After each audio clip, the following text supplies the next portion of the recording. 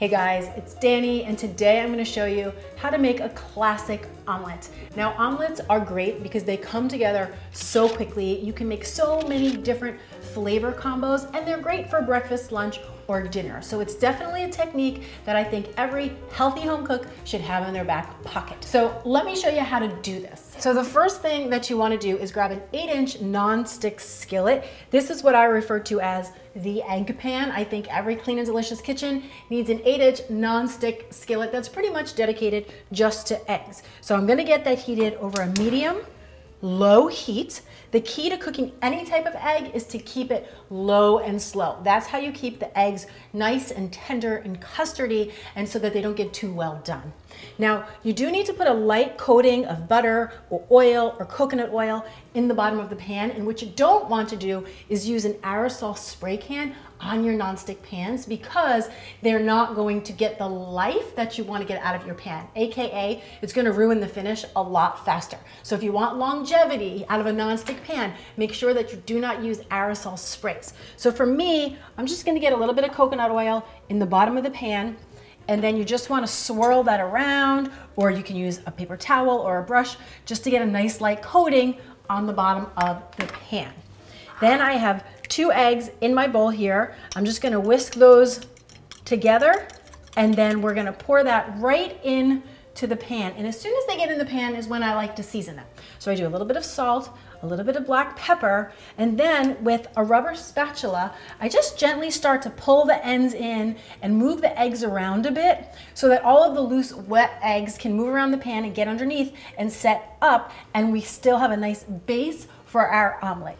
Basically, you're just not letting anybody get too comfortable in one spot. You want to keep them moving, because in an ideal world, these eggs will not brown, right? They'll keep a nice, tender, yellow color and a custardy consistency.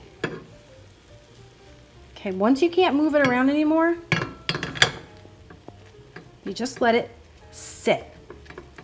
You want to make sure there's no holes in the base of your eggs, but move around anything that's super loose on top.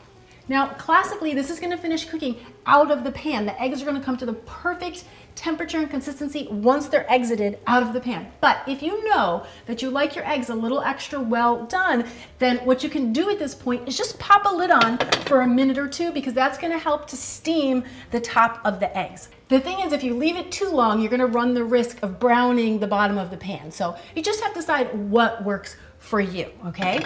Now, I'm going to add my filling at this point. I'm just doing a couple tablespoons of shredded cheese, but whatever filling you are using, this is when you would add it to 1/2 of the omelet, and then we are going to fold the omelet on to itself.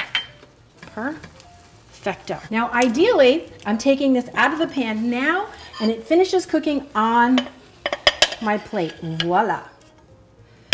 And come on over to the island, and I'm going to show you it once you cut it. Now, if you want to add a little bit of fresh color and fresh flavor, you could do a little fresh herb right over the top of your omelet, and then cut and enjoy. And I really want to show you guys the texture of the inside of your omelet. See, the cheese is melted, and you can see you got your melted cheese, and the egg has set and cooked perfectly. It's fluffy, it's custardy. It is exactly the way I like my omelets cooked. And I'm telling you, if you want that egg cooked to custardy perfection, you're gonna get it out of the pan right before you think the eggs are done cooking, because they finish cooking on the plate. So that, my friends, is how you make a classic omelet. It could not be any easier, and I would love to know if you want to see some omelet flavors. Come on down to the comments below and let me know, and I'll be sure to follow up with a video like that in the very near future. And if you haven't already, do me a favor and take a moment to like, subscribe, and share this video with anybody else you know who wants to make healthy eating easy. Thank you so much for watching. I'm Dani Spies, and I will see you back here next time with some more clean and deliciousness. Cheers!